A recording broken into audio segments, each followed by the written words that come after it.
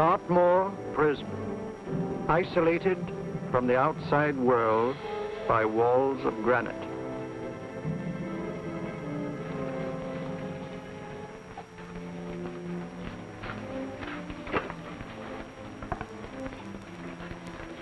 They say you could get out of here by merely telling what you know. You may or may not be another Scotland Yard bloke. But I'll give you the same answer I gave the others. I still have 2 years, 8 months, and 6 days left in which to make musical boxes. That'll be sold at auction for the benefit of this delightful sanctuary. And I intend to serve them.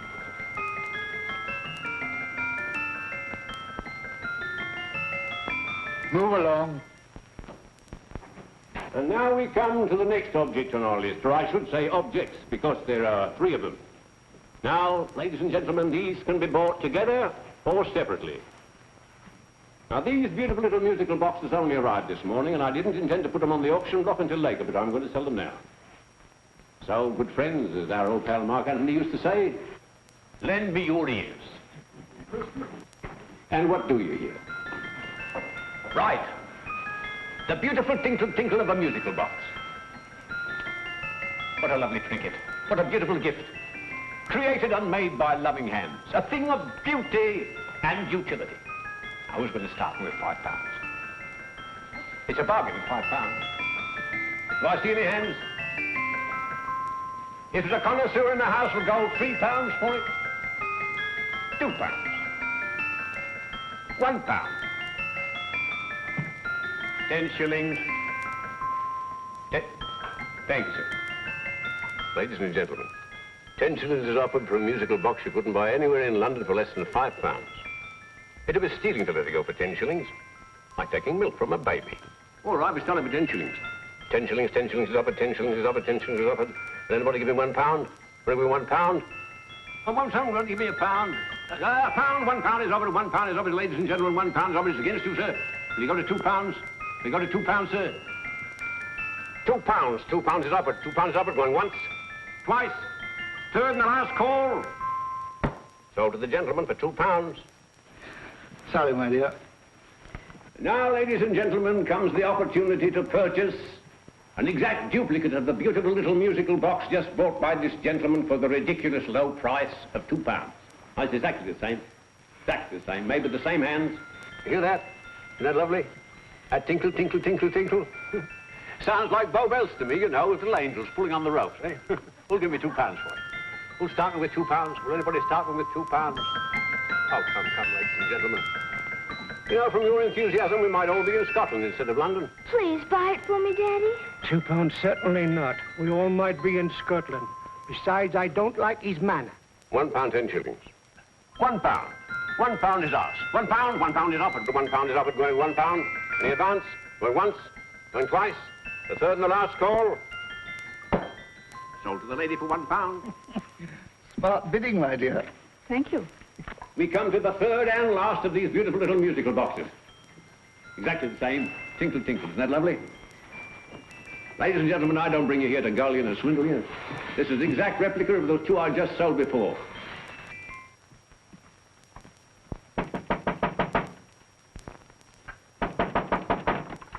We're closed. But this is extremely important. Come in, sir, come in. I'm sorry to disturb you, but I was unfortunately delayed from arriving in time to bid on certain articles which I was rather anxious to obtain. Or perhaps they weren't sold, sir. We are carrying several things over. What might the articles be, sir? 3 identical musical boxes, about so large. Oh, I'm sorry, sir, but they were sold. Pity you weren't here to bid on them. They didn't bring anything like the real value. I'm most anxious to obtain them. I wonder if your records would show who the purchasers were. Oh, we don't usually give out that information, sir. For certain, shall we say, sentimental reasons, I'm most anxious to get in touch with the purchasers. I'd be willing to pay, shall we say, £5. Well, for certain sentimental reasons, sir, we'd be very happy to oblige. Alfred, today's sale. The 3 musical boxes. Musical boxes, oh. Ah, here we are. The first purchase for £2 from Mr. Julian Emery, 52 Portman Square. Write this address down, Alfred. Yes, sir. Second didn't leave any name. Oh, how unfortunate. I think she's a dealer. You see, they don't like us to know where the things are going. On account of the profits. You say the second purchaser was a woman. Can you give me a description of her? Oh, she was a young woman. Fairly tall, slender. Had a light complexion and dark hair, and she was wearing A grey suit, don't you remember? That's right. She probably runs a gift shop. She paid £1. You say she comes here fairly frequently? No, I didn't say so. But she does, sir. Like as not, she'll come in on Thursday. We have sales on Mondays and Thursdays. Oh. And the third box? The third, Mr. William Kilgore, 143B Hampton Way. For 10 shillings. Quite a drop from £2. Mr. Kilgore was a Scotchman. Oh. Thank you. You've been most helpful. Oh, thank you, sir. And any time you're passing, dropping, we always have lovely things for sale. How card, sir? Thank you. I'll be back Thursday.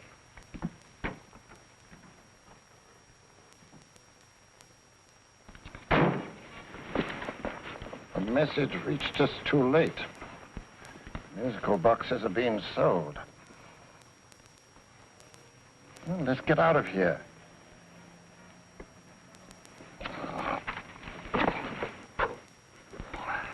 Someday you'll go too far. Reaching for a star, you fool. Yet a fool may touch a star, Colonel Cavanaugh, if he but reach high enough. But not possess it as you would. The musical boxes, they're being sold. What a pity for you, my dear Colonel. Is it my fault that the message reached us only an hour ago? Is it my fault that they were sold? You can't hold me responsible for that. Hope for your sake you're right.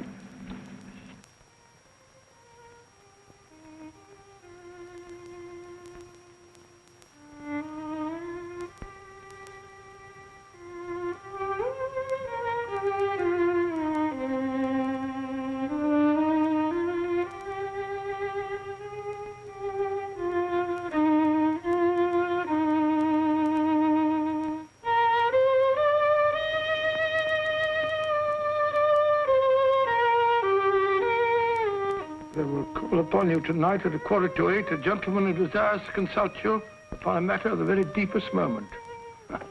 Remember that letter, Holmes? It was written over 2 years ago. An interesting case. Devilishly interesting. Irene Adler. What a striking-looking woman from the brief glance I had of her. Seems only yesterday. What charm. What poise. And what a mind. Sharp enough and brilliant enough to outwit the great Sherlock Holmes himself. I take it the new issue of the Strand magazine is out, containing another of your slightly lurid tales. Indeed. What do you call this one? I call it A Scandal in Bohemia. Not a bad title, eh? If you must record my exploits, I do wish you'd put less emphasis on the melodramatic and more on the intellectual issues involved. What do you mean by that? Well, I do hope you've given the woman a soul. She had one, you know. By the woman, I suppose you mean Irene Adler. Yes. I shall always remember her as the woman.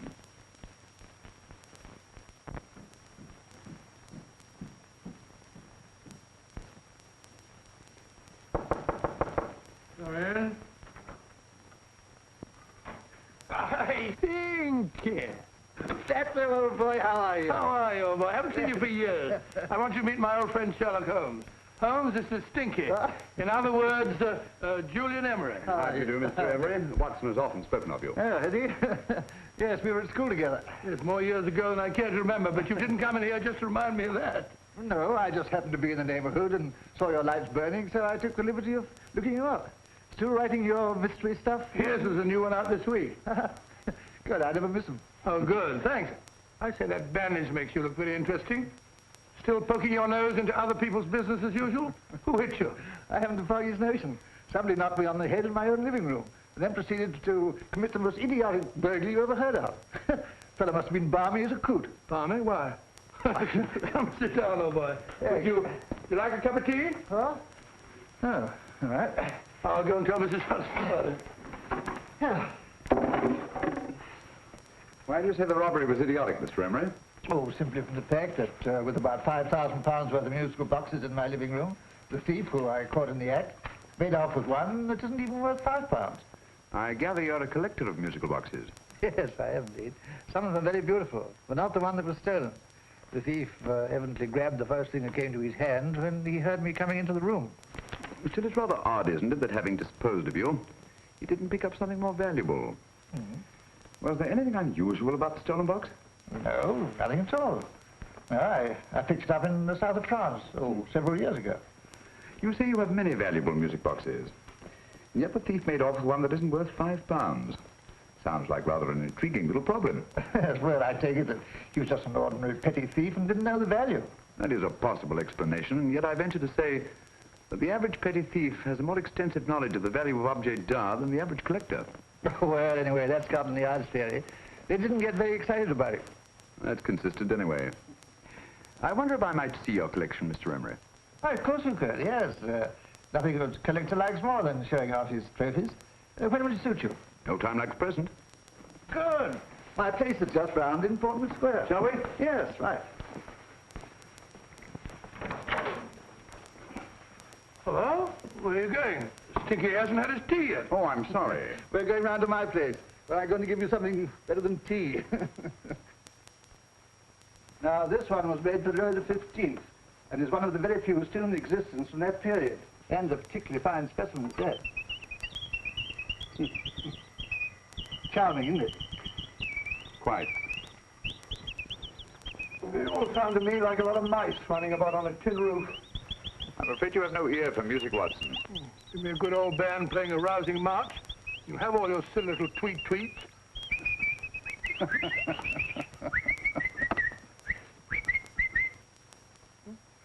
No room. This is me.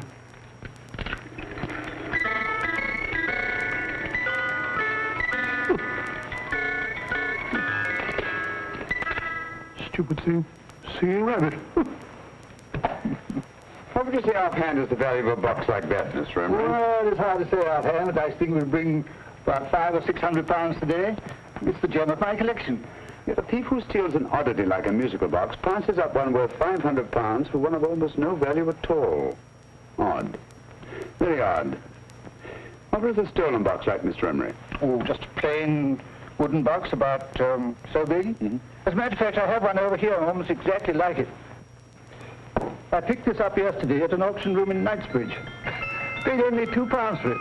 Of course, I wouldn't in the ordinary way add one like this to my collection, but the tune intrigued me. I'd never heard it before.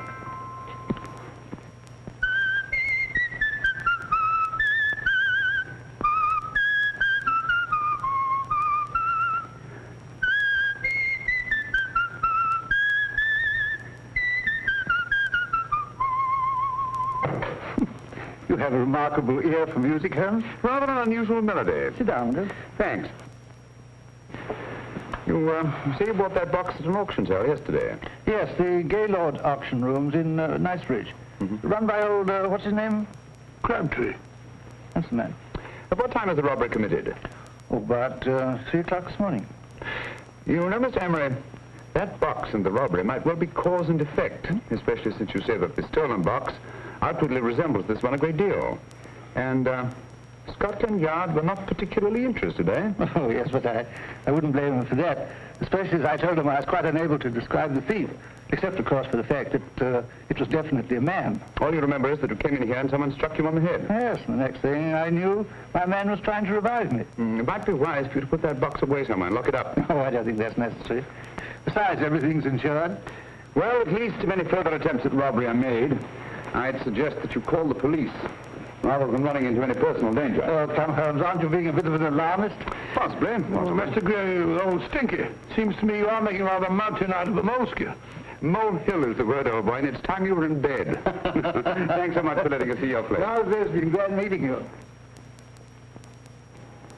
Holmes, I can't understand why you were so mysterious.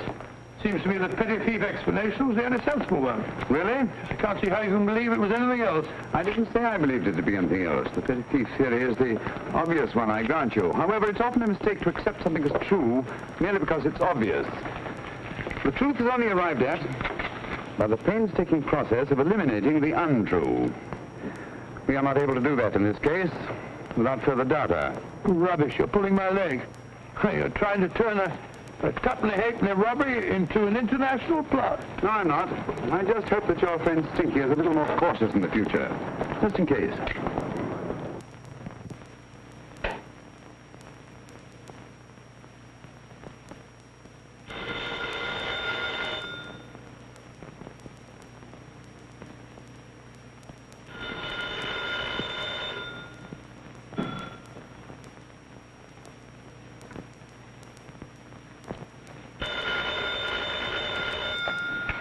Yeah?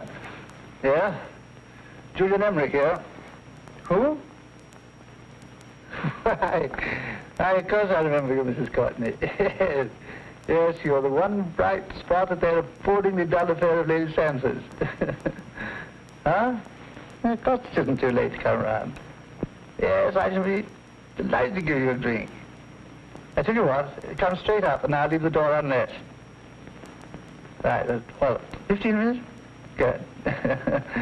I shall be counting each moment. No, I mean that, really. Right, goodbye.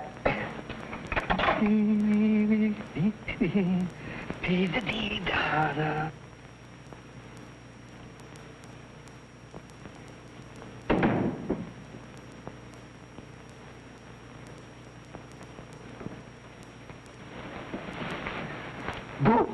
Oh, you startled me. Did I? Yes. Must be the pixie in me. I know I shouldn't have called you so late, but I was at a party just around the corner, and I remembered your invitation to see your collection of musical boxes. My dear Mrs. Courtney, the pleasure is all the greater for being so unexpected. My friends call me Hilda. Thanks. Mine call me Stinky. Stinky, how quaint. Oh, what a perfectly wonderful collection of musical boxes. You know, when you told me you had a collection, I had no idea it was so attractive. Yes. They appeal to the ear as well as to the eye. Oh, what a plain little one.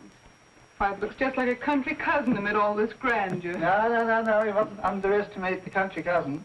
Only last night a burglar broke in here, and with all these to choose from, went off with one very much like it. Really? Yes, I don't mind the loss of the box so much, but I do resent this crack on the skull. But it makes you look so interesting. Oh, do you think so? It's funny, that's what old Fatso said. Fatso? I mean, Dr. Watson. He was here this evening with a friend, Mr. Holmes. He's interested in my collection, too. Sherlock Holmes? Yes. Do you know him? I've heard of him. Yes, he seems to think I'm in some sort of danger. What a haunting tune. It takes me right back to my childhood. Really? Do you know, it's odd that you should be interested in that particular musical box. Odd? Why? Because Mr. Holmes is also interested in it. He may have been more interested in the tune than in the box. My dear, yes, that's right. I remember now. He whistled it note for note, having heard it only once. Really? He must be a remarkable man. Bit of an alarmist, if you ask me. Don't you believe in warnings? Of course not. Who'd want a box like that? I would. You're not serious. Oh, but I am. Well, you put me in a very awkward position. I'm a collector, you know. And the collector buys but never sells. But if the price were high enough... Price has nothing to do with it. It's the principle of the thing. Yes, well, we haven't had our drink. No, thanks. I must be getting along. Must you really? I'm afraid so.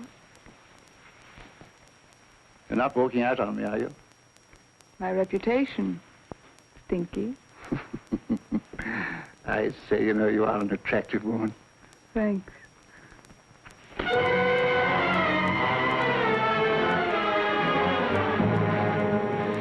You fool. I told you to wait outside. What did you have to kill him for? All I had to do was walk out with this. He held you in his arms. Don't touch him. Don't touch anything. Now get out. I'm sorry. You're sorry. What about me? This is murder. What about Scotland Yard? What about Sherlock Holmes? Now get out!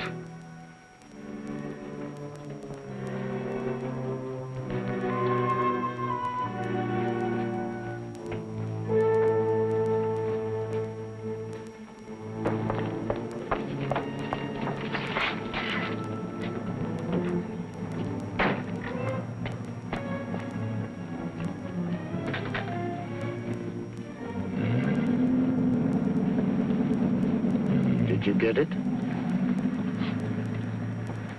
Good. Did you have any trouble with him? Just a matter of murder. Mr. Holmes. Hopkins? Thanks for coming so promptly. Inspector Lestrade suggested that I call through to you. Mr. Emery was the client of Mr. Holmes, Inspector. Indeed. You didn't mention that when I telephoned you, Mr. Holmes. Well, not exactly a client, Inspector. Sergeant Thompson? He was killed between the hours of 11 and 2 o'clock this morning, Mr. Holmes. Must have been someone he knew, someone of whom he had no suspicion. Poor old Stinky.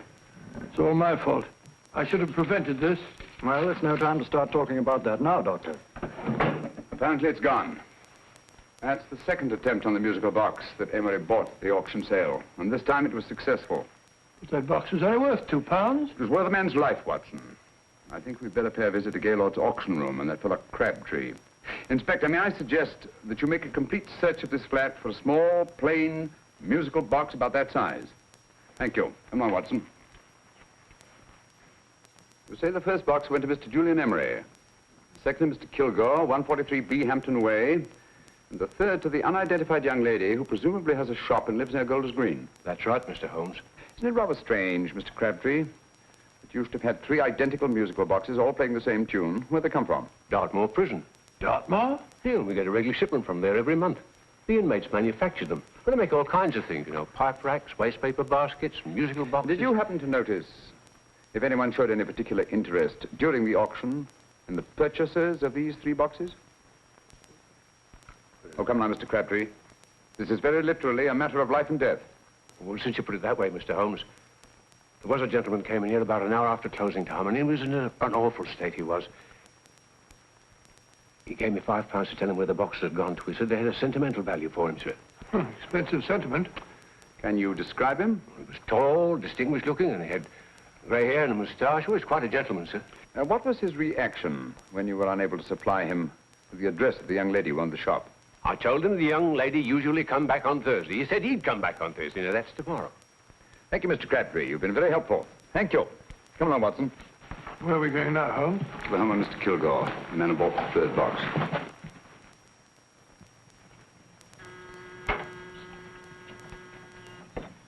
But hang it all, Holmes, how do you know those other 2 musical boxes are of any importance? I don't, but I certainly have no intention of waiting until the owners are murdered to find out.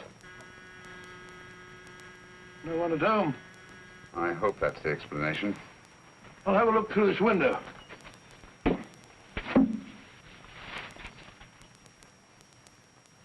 Doesn't seem to be anyone there. The whole place seems deserted as far as I can see. Yes. Mr. and Mrs. Kilgore at home? No. When do you expect them? Oh, in an hour or so. There's no use you're hanging about. They don't buy nothing from peddlers. Peddlers? My good woman, this is Mr. Sherlock Holmes. Sherlock Holmes? Oh, go on. Do you mind if we come in and wait? My business is rather urgent. Well, I've got to go out and do my shopping. And I don't know if Mrs. Kilgore would like any strangers nosing about. Quite all right, I assure you. Well, I've got to be off. It's too light in the parlor. And no smoking either. Mrs. Kilgore says it smells up the house. Funny old girl, Holmes.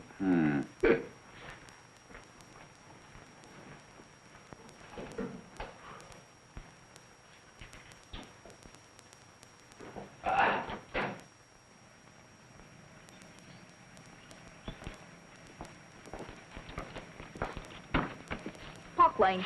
Park Lane? And what would the likes of you be doing in Park Lane? Now, don't worry about the fare, Ducky. If you know how to get to Park Lane, up it.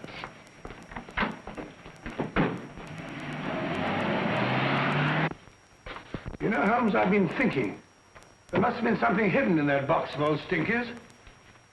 Stolen jewelry, possibly. What's up, Holmes? Listen. What's just the steam in the water pipes?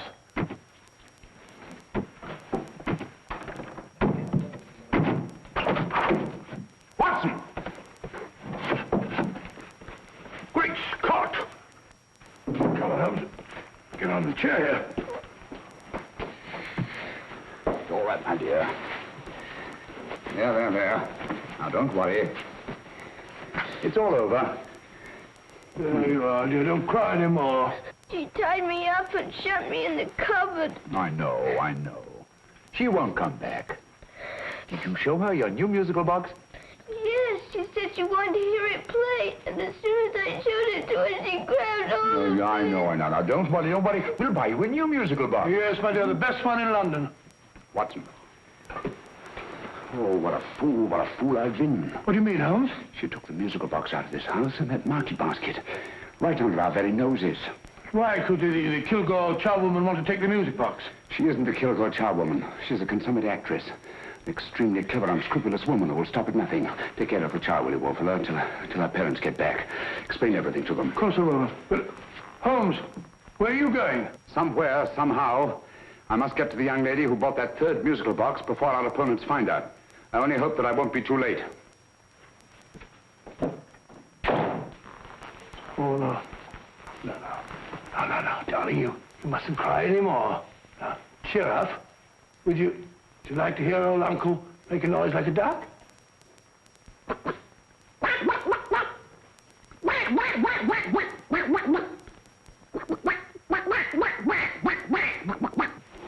Oh, sorry.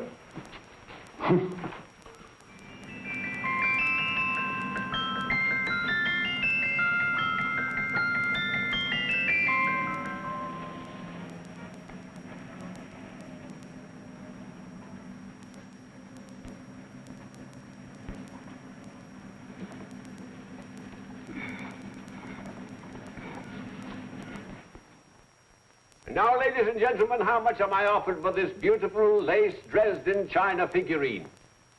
A lady of the French court. Now, this is the genuine article. What a beautiful ornament for your mantelpiece. Or you could use it as a centerpiece on the dining room table. Now, will somebody start me for £10? Will somebody start me for £10? £8? £7? All right, £5 is offered, £5 is offered, £5 is offered, £5.10, £5.15, £5.15. £6 is offered, £6, going once, going twice, the third and the last call. Have you all done?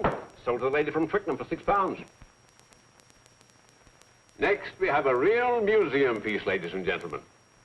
A fine 19th century doll. A costume and exact replica of the holiday clothes worn by the Hungarian peasant women. Now, ladies and gentlemen, an article like this would cost you from £15 to £20 in a West End shop. I'm not going to ask you for anything like that. Who'll give me £2 for it? £2. Anybody offer me £2? £2 for the Hungarian? £2? £1. What? Does anybody give me £1? Anybody offer me £1 for the doll? £1 is offered, ladies and gentlemen. £1 is offered. Now, I'm not going to waste your valuable time or mine in trying to get 1/2 of what this beautiful doll is worth. If the young lady can steal it for £1, that's her good fortune. So it's going once, it's going twice, the third and last call. Any more? Sold to the young lady for £1. And now, ladies and gentlemen, may I draw your attention to something which may be a great surprise to you, worthy of any collection. The only other one like it is in the British Museum. It's a Ming vase of the 7th dynasty. This vase lay in a large collection somewhere outside Rome for over 2 centuries, I understand. It was discovered there by the noted antiquarian, Sir Andrew Coppleston. Now, some of you may remember Sir Andrew Coppleston. Besides being a noted traveller and antiquarian, he's also a gentleman rider.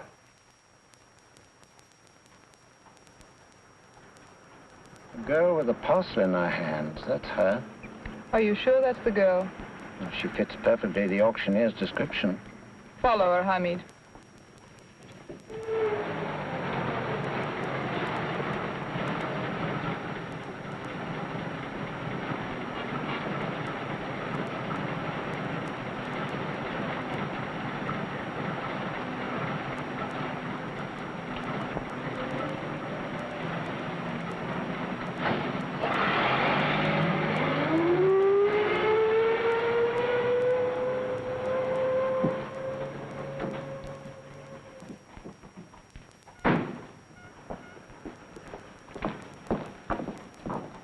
It's lovely, dear. And only £1. We can get at least 3 for it. Easily.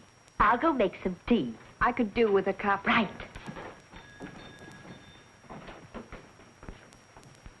Good afternoon. Good afternoon. I'm looking for a birthday gift for a 7-year-old girl. What would you suggest? We have some lovely dolls.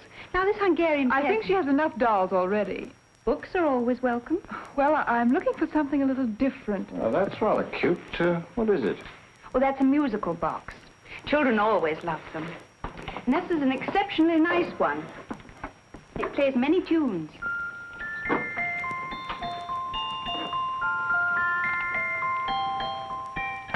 Have you any others? Yes. If you'll just step this way. I have only 2 left.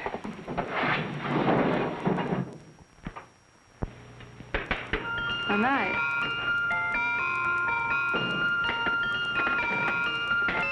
Are you sure this is all you have? I'm sorry. They're rather hard to find, you know. That's our entire allotment. I did have one other, but I sold it earlier this afternoon. But it was only a plain wooden one. It wouldn't have been a very nice gift for a child. Really? Do you happen to know who the purchaser was? Why, yes. He left his card, just in case anyone should inquire for him.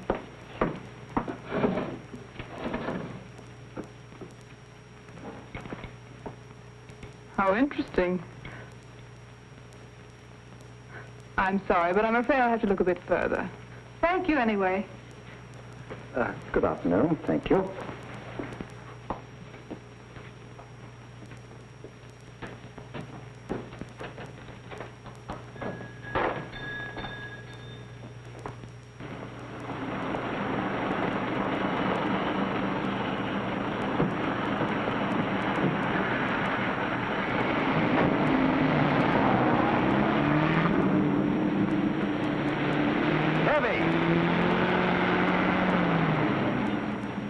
Follow that cab. Here, now, what?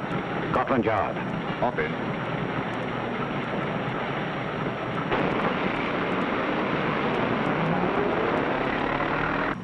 Sherlock Holmes.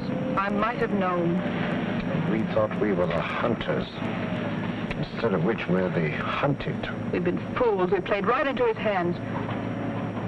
Of course. He's had us followed. Don't look. The man in front of the toy shop. Hamid. Turn sharp right at the next corner and again at the next.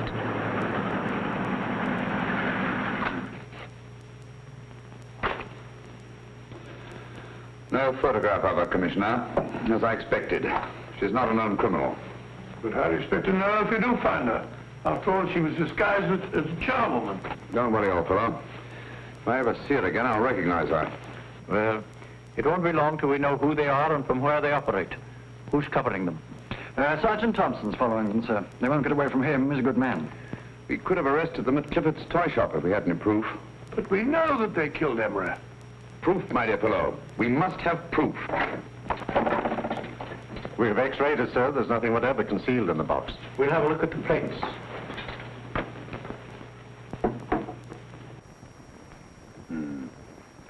There must be some clue. And it's probably so obvious that we've all overlooked it. Seems to me we're up against a bunch of lunatics. Not lunatics, my dear fellow.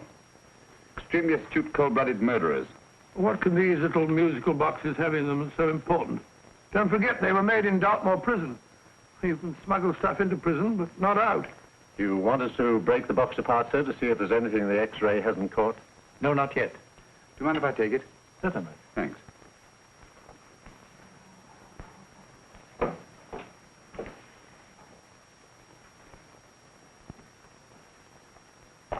The governor of Dartmoor Prison informed us, sir, in answer to Mr. Holmes' question, that all 3 musical boxes were made by the same convict, John Davidson, serving a 7-year term, sir. Davidson? The Bank of England plate. That'll be all. Yes, sir. Now we're getting somewhere. Wait a minute. How did you know about the plates, Mr. Holmes? I'm a student of crime, Inspector. I make it my business to know about such things. And when the name of Davidson was mentioned... Well, who is this fellow Davidson? As long as Mr. Holmes seems to know all about it already, I suppose there's no harm in telling you.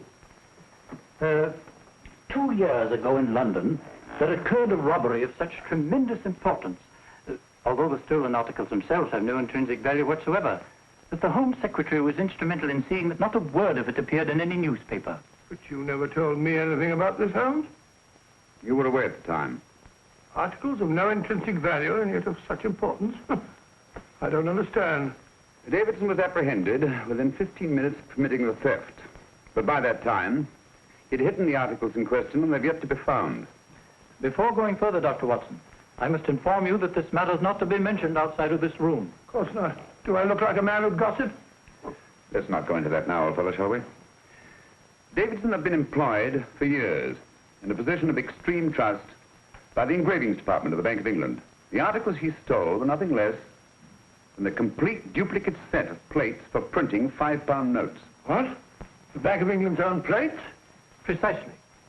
And with those plates, a gang of crooks could flood England with £5 notes, not forged in the usual sense of the word, but notes undetectable from genuine Bank of England notes in any way whatsoever. Good heavens. Any whisper at all might have resulted in enormous damage in shaking public confidence in the Treasury. We tried everything after we arrested Davidson. Offered him a shorter sentence if he'd tell us where he'd hidden the plates. Why, we even put in Scotland Yard men with him as cellmates, but no result. Obviously, Davidson is a man of strong character and infinite patience. Yet suddenly he feels impelled to smuggle out the secret of the hiding place of the plates to his confederates. Why? I don't understand, Mr. Holmes. Well, for example, has the Bank of England made any plans to radically change the design of the £5 note so that in, say, 7 years from now, notes made from the stolen plates would be worthless? Confidentially, Mr. Holmes, such a move was discussed. But replacing all the £5 notes in circulation would be such a Herculean task that nothing's been done about it as yet. I see. Of course, there is another possible explanation. Davidson didn't have much time to find a hiding place before he was captured. He may be afraid that the plates will be accidentally discovered before he's released. Hence his anxiety to communicate their whereabouts to his confederates as soon as possible. I believe you've hit it, Mr. Holmes. I'm sure that the message is contained in this musical box. Or rather, in all 3 musical boxes, since possession of all 3 seems to be essential. Our opponents have 2/3 of the puzzle, we have 1/3. Well, what are you going to do, Holmes? Try to deduce the message from the 1/3 that we have.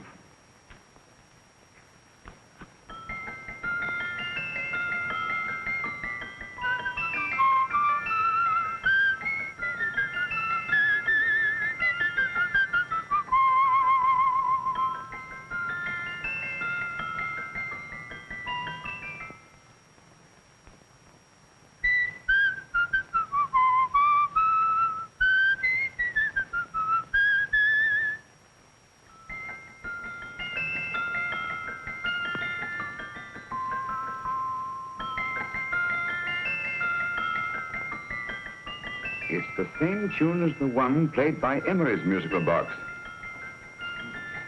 And yet it's different. Sounds the same to me.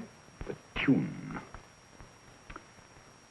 Somehow the tune is the key to the mystery. It must be the tune. Otherwise, why use 3 musical boxes to convey the message? Why not collar boxes or shoe boxes? Yes? Oh. It's for you, Inspector. Oh, thank you, sir. Inspector Hopkins speaking. What? Where? Golders Green Station reports they've just found Sergeant Thompson's body. From the tire marks on his clothes, he was apparently run over by a taxi. What an unfortunate accident. Not an accident, my dear fellow. I'm afraid it's murder. You never know just who you're going to meet when you're walking down a busy London street. Mrs. Orchid, Mrs. Brown, any subject of the crowd. Oh, you never know just who you're going to meet. So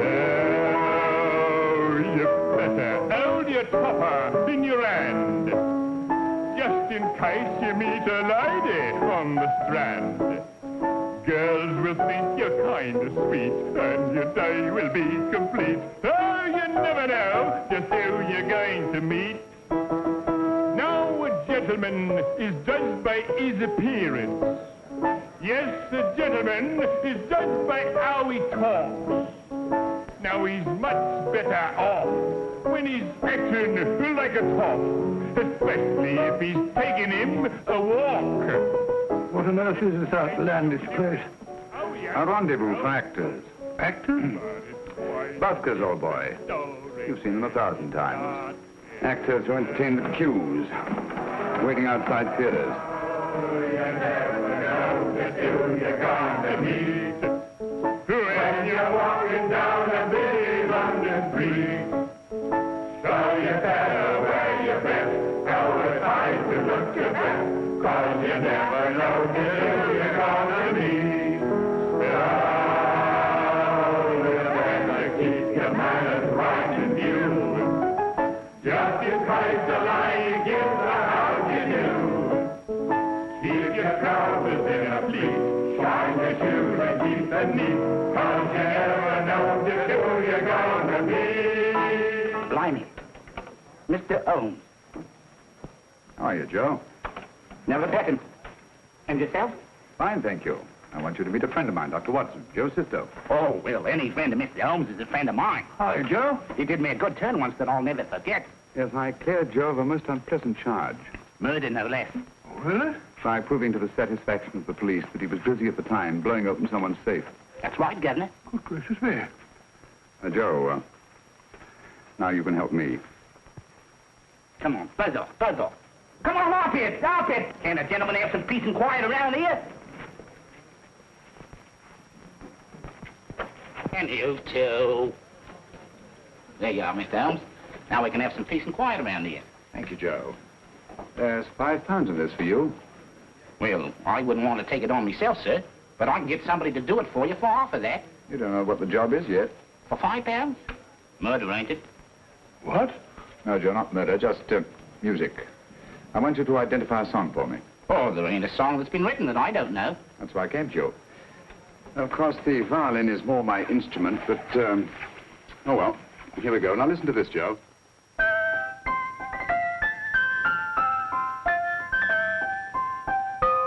Wait a minute. You're playing that wrong. That should be E natural, not E flat. You know the song? Oh, yes. It's an old Australian song called, The Swag Man. But you're playing it all wrong. That's what I hoped you'd say. Now listen again, Joe.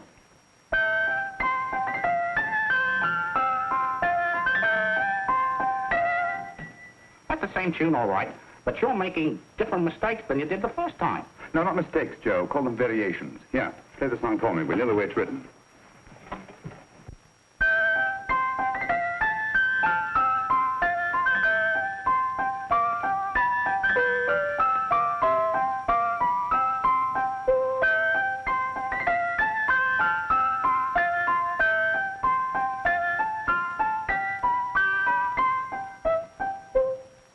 There you are. Thank you, Joe. What's it mean, Holmes? You onto something? Perhaps. I don't know yet. It's probably a code of some sort. Joe? Could you write the song down for me? The way it was originally written? Oh, sure, Mr. Holmes. But it'll take a few minutes. Mm-hmm. Here, Mabel. Pale ale.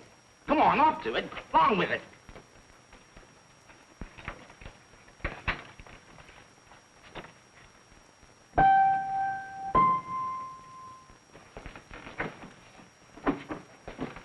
Well, obviously it isn't the lyrics. No combination of those words made any sense at all. The variations in the way Emery's musical box played the tune are different from the variations in the one we have. You sure? Quite. You see, I took the trouble to memorize the tune as played by Emery's box that night we were with him in his flat. Holmes, you amaze me. Elementary, my dear fellow. One of the first principles in solving crime is never to disregard anything, no matter how trivial. Why are there 3 boxes? Why not 1? Because the message was obviously too long to be conveyed by any one variation. Then there's the 3rd box, the one that woman took from the Kilgores. That contains yet another set of variations. Yes, well, it's all beyond me. Well, all we have to do now is to find the secret of the variations. Not a very easy problem to solve, my dear fellow.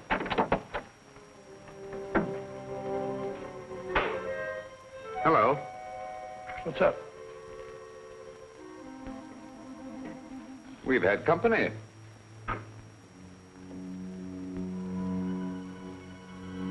I say, this is outrageous.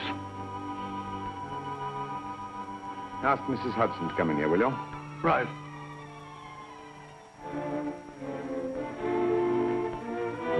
Mrs. Hudson? Yes? Oh, there you are. Will you come up here at once, please? Oh, coming, sir.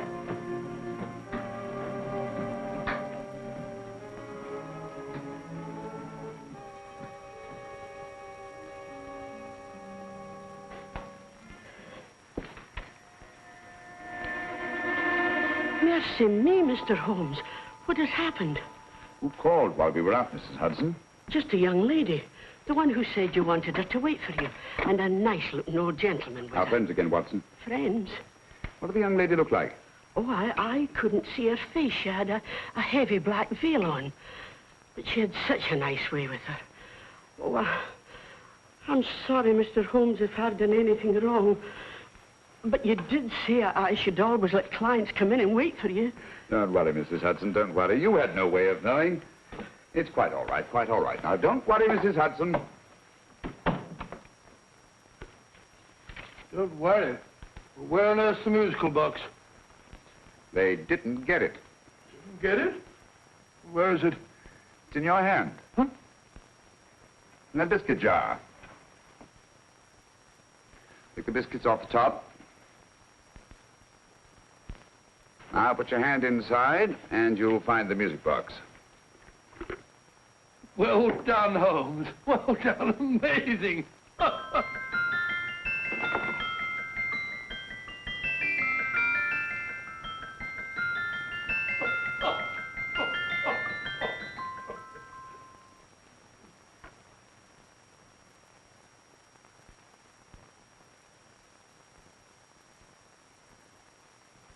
Whew. Nice fresh smell. Like a pub after closing time.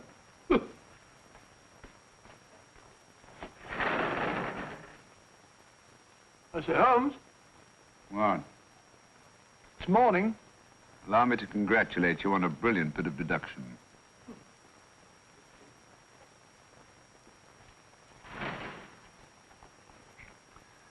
It's not a transposition, not a polygraph transposition, not a trigraph, nor any known form of decoding. How about the Morse code? Have you tried that? Yes, at about 3 o'clock this morning. I'm sorry, old man. I was only trying to help.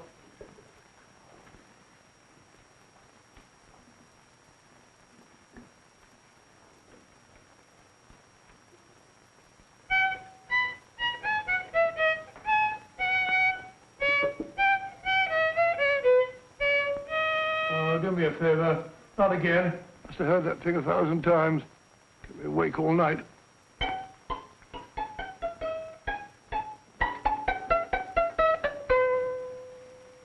Not a very distinguished composition, I grant you. You know perfectly well I don't know one tune from the other. When I was a kid, my people tried to have me taught the piano. I've always felt sorry for that old teacher of mine. The poor old girl finally reached the point of numbering the keys for me. 1, 2, 3, 4. Even then, I never progressed beyond... Numbering the keys, Watson. The 19th key of the keyboard is the 19th letter of the alphabet. S. Here. Write it down when I give it to you, old fellow, will you? First altered note. Write S first. Now, the 8th key is H. The 5th key, E. The 12th key, L. The 6th key, F. S-H-E-L-F. Shelf. Your piano lessons were not in vain, old fellow. You've solved it. Thank you. Thanks, old bean. Oh, Liz. We now have 2/3 of the message. Behind books, third shelf, secretary, Dr. S. Presumably, these are the first and second portions of the message. And this gang has the first and third parts of it. Precisely. Then it's a stalemate? Yes, Commissioner, but we can't leave it like that. There's no doubt in my mind that they'll try to secure our third of the message that's missing. Well, I assume you've taken every precaution to guard the Clifford music box. Oh, yes, it's carefully hidden at Baker Street with Dr. Watson on guard. However, I'm reasonably certain that, difficult as it may be, we can find the plates even without the missing part of the message. Behind books, third shelf, secretary, Dr. S. Well, outside of the fact that Davidson hid the Bank of England plate somewhere in London, Mr. Holmes, I don't see that we've progressed at all. Allow me to point out to you, sir, the key words, Dr. S. It looks as if the plates were hidden in the house of the doctor. Whether S stands for his first or last initial remains to be determined by a process of elimination. Well, there must be 10,000 doctors in London with S for a first or last initial. Precisely. And every one of them will have to be questioned in person. That's why I say this is a task for Scotland Yard. It's a task, all right. But Scotland Yard has searched worse haystacks and found the needle. Well, for the time being, I'll leave the matter in your hands, gentlemen. We'll call you if and when we get a lead on our mysterious Dr. S. In the meantime, I intend to follow up a little clue concerning a cigarette.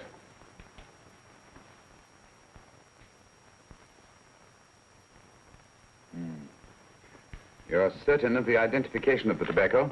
Absolutely. I have made up this special blend for only 3 customers. It is almost pure Egyptian, with admixture of latakia for added body, and a pinch of perique. Merely a whisper, as one might say, for elusive fragrance. Yes, yes. And the 3 customers? Major Wilson in Bombay, India. Mrs. Catherine Leamington Smith in Ireland. Yes, and the 3rd? Mrs. Hilda Courtney of Park Mansions, Bryanston Square. Thank you. Thank you very much. You've been most helpful. It is a pleasure to have been of service, Mr. Holmes.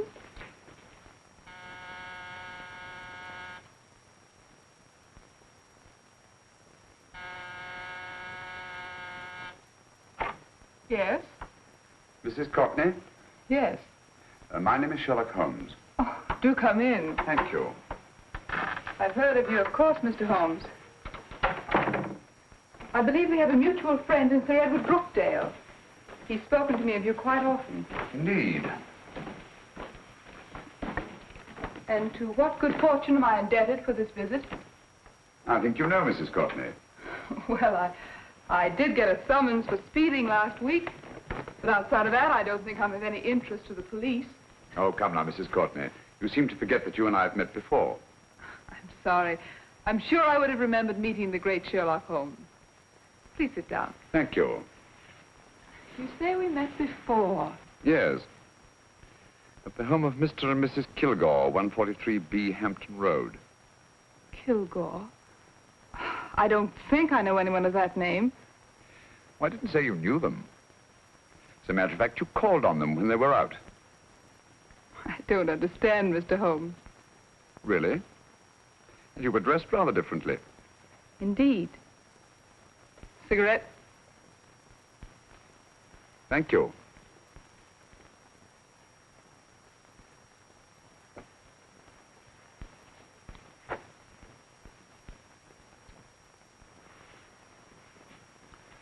Thank you. You know, Mrs. Courtney, people generally forget, in assuming a disguise, that the shape of the ear is an almost infallible means of recognition and identification to the trained eye. Evidently, you've mistaken me for someone else. Oh, no, not at all. Though naturally, I expected your denial. But when you paid your visit to my rooms at Baker Street, you carelessly left behind another identification. They're, identical, aren't they? Yes, I must admit they are. You see, Mr. Holmes, to catch one as clever as you, I had to use a very special lure. I knew you'd be unable to resist the bait of my cigarette, having read with great interest your monograph on the ashes of 140 different varieties of tobacco. I should advise you not to move, Mr. Holmes. I must congratulate you on your ingenuity, Mrs. Courtney. It was indeed a brilliantly designed trap. Thank you, Mr. Holmes. Praise from a master is indeed gratifying. I shall always cherish the memory of your flattering words. Memory? Precisely. I'm afraid these gentlemen have a most regrettable task to perform. Unless, of course, you care to turn over the missing musical box with your pledge to take no action against us in the future. I'm afraid that will be impossible. I thought that would be your answer. Hamid! Careful! Careful. There's no need to be unnecessarily rough with our distinguished guests. You realize, Mr. Holmes, that your demise will not take place here. The corpus delicti, you know. Well, naturally. Shall we go? It's so fearfully awkward having a dead body lying about. Don't you agree, Mr. Holmes? Another dead body shouldn't weigh too heavily on your conscience, Mrs. Courtney.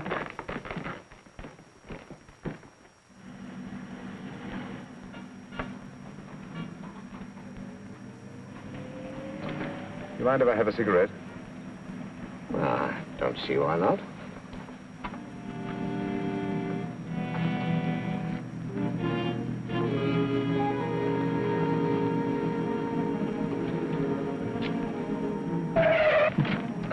Be careful, Hamid. It's the brakes, they bind.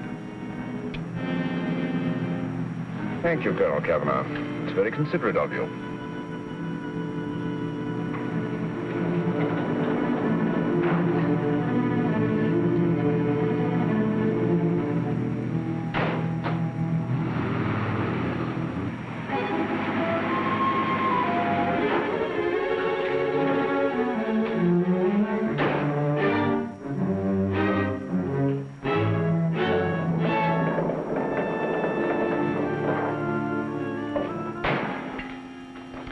You'll be happy to know, Mr. Holmes, that your death will be a painless one. Hamid, attach this to the motor of the taxi. That little attachment, my dear Mr. Holmes, contains the deadly fluid known as monosulfide. The Germans use it with gratifying results in removing their undesirables.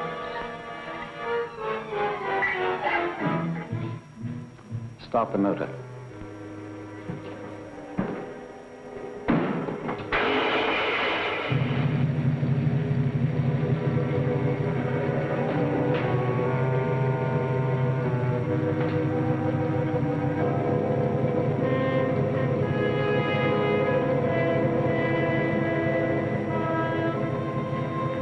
Tape his mouth.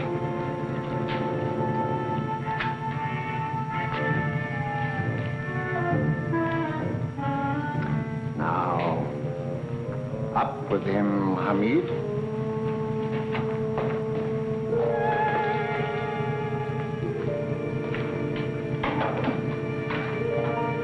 You find yourself like Muhammad's coffin, Mr. Holmes, suspended between heaven and earth. Plenty of fuel in the tank? Good. It would be too bad to have anything go wrong through so simple an oversight.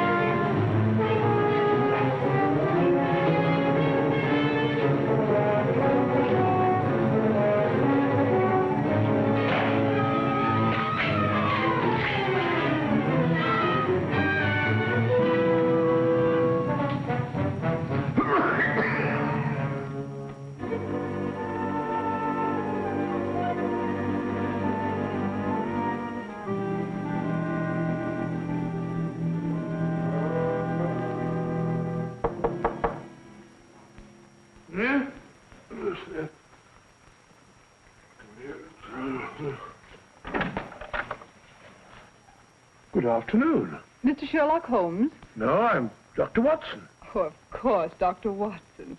How stupid of me. Oh, so stupid of me. Won't you come in? Well, I really came to see Mr. Holmes. Oh, I'm afraid he's out. I don't know when he'll be back. Perhaps there's something I can do. Won't you sit down? Thank you. You know, Sherlock Holmes and I have been engaged on a great many cases. Oh, really? Yes, indeed. As a matter of fact, this very moment, we're involved in one of the most baffling... Oh, well, won't you tell me your trouble? I may be able to help you. That's very kind of you, Dr. Watson. Perhaps if I wouldn't be imposing too much. Imposing? Oh, there's no imposition at all. A pleasure, I assure you. Now, tell me all about it, Miss Williams. Mrs. Williams. I live in Surrey, Dr. Watson, and I've come up to London in sheer desperation. My only sister has disappeared, and the local police seem utterly unable to find her. Well, Holmes and I solved a case exactly like that once. Very interesting as far as I remember. I call it the adventure of the solitary cyclist. Oh, sorry. Now I come to think of it, it wasn't so very similar. Entirely different. I don't think what I was saying. Where were we? She's only 17, Dr. Watson, and until she disappeared last Thursday, she seemed to be in the best of spirits. Well, possibly a romantic entanglement? Oh, no, nothing of the sort. She left no note, didn't even pack a bag, no explanation. She just started to walk to the village from our house in broad daylight and simply vanished from the face of the earth. Oh, there. Might I have a glass of water? Glass of water. Have one minute.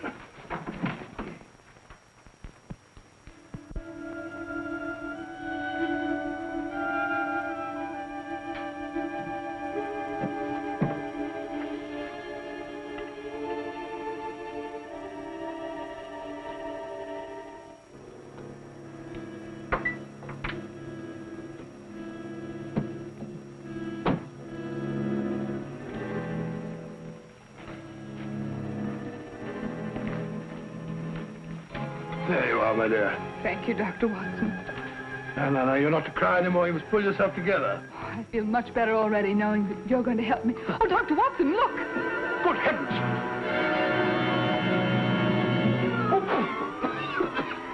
Get through the fire brigade, quickly!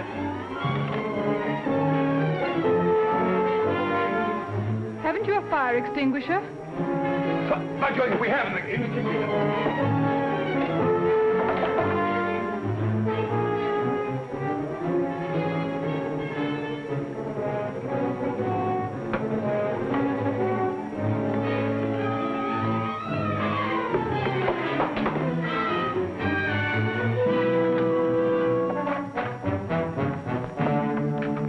Don't you worry, Miss Williams. We'll have this thing out in no time.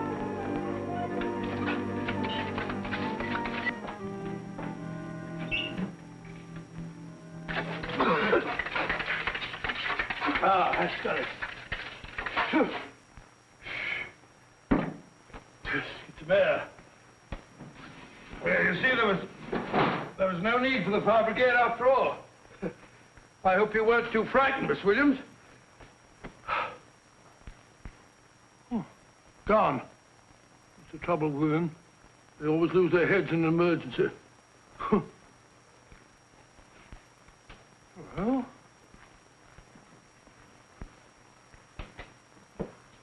a musical box. Great Scott! Miss Williams!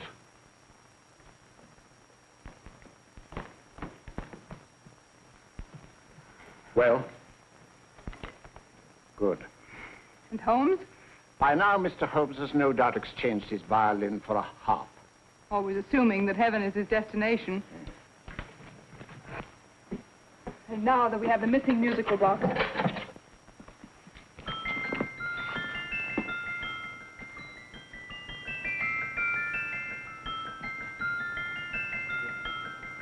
Nineteenth note. 19th letter. Yes. He hasn't been there, you say? Holmes, where on earth have you been? I've been trying to get you at the club, at Scotland Yard, all over London. You're looking for me in the wrong places. Holmes, terrible things happened. I've been duped. That woman, she made a complete fool of me. Well, what do you mean? Well, she came here, let off a smoke bomb. I thought the whole place was on fire, and my first thought was to save the musical box. No need to say any more.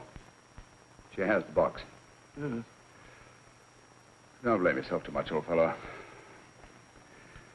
She's an extremely clever antagonist.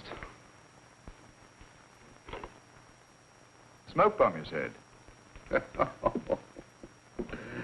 Well, you can console yourself with the thought that your charming friend is at least a reader of yours. What do you mean? If I remember correctly, you wrote about my little experiment with smoke and the cry of fire in a story you entitled A Scandal in Bohemia, which has just appeared in the Strand magazine. All right, old boy. Don't rub it in. Well, it may cheer you up to know that you made a fool of me, too. That cigarette stub was planted here for one express purpose. We're going to bandaging around this place. Bandaging? What's the matter, Holmes? You hurt? Explanations will have to wait until later. At the moment, we're faced with a problem which I fear is insurmountable. Come over here, old boy, will you? Right. Our opponents are in possession of all 3 parts of the code. And here are we, while the Bank of England plates pass into their possession. Cheer up, old fellow, cheer up. As Dr. Samuel Johnson once said, there's no problem the mind of man can set that the mind of man cannot solve. What's that, old fellow? I was just quoting Dr. Samuel Johnson. He said there is Thank you, Watson. Thank you. Leaving the front reception room, we come into the main hall, where Dr. Johnson was in the habit of passing through to have his meager meals in the dining room opposite, in company with his friend and biographer, James Boswell. We will now pass up the stairway, which remains in its natural wood finish, just as it was when the good doctor was here. The framed etching on the wall is believed to have been presented to Dr. Johnson by the distinguished painter, Sir Joshua Reynolds. I've been told here that that picture was given in by Mrs. Thrale, and it's definitely not a Reynolds. Is that important, my dear? Oh, I'm sorry. This way, ladies and gentlemen, please, this way. Move along, children, move along. The secretary's not on this floor. Patience, Hamid. I've a feeling My that... dear Colonel, with Sherlock Holmes out of the way, what could go wrong?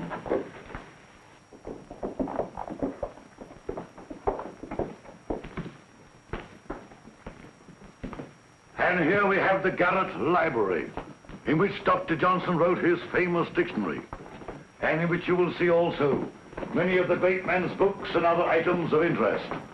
Step forward, ladies and gentlemen, please, step forward. Standing in the corner is the secretary, which contains many of the original works by the literary genius. On this table, Dr. Johnson's cat, Hodge, used to sleep while his master worked. A strange thing about this cat, ladies and gentlemen, was its love of oysters. They do say that the dear doctor often went hungry to find the cat that delicacy. What a pity. Now we will visit the grey room, which is immediately below us, in which you will see the very bed in which Dr. Johnson died. What did he die of? Gout. Just gout. This way, ladies and gentlemen. Mind the steps, please.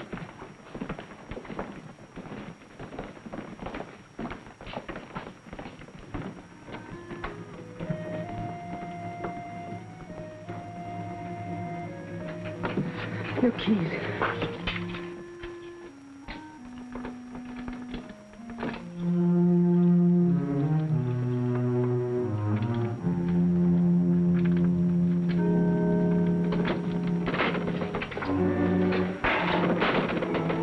Third shelf up.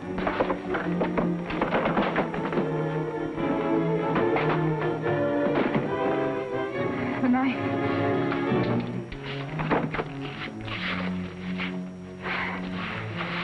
Gentlemen, the Bank of England plates.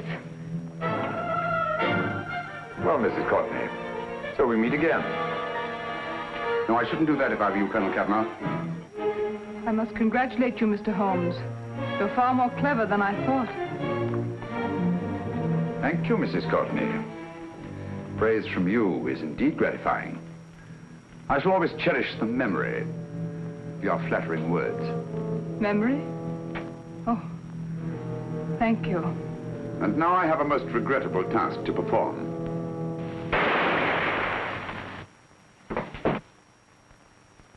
Holmes! Coming, Holmes! Holmes! You all right? Perfectly, thank you, old fellow, but I think this gentleman on the floor requires some medical attention. We must see that he looks his best, you know, when he's hanged. Take them in charge.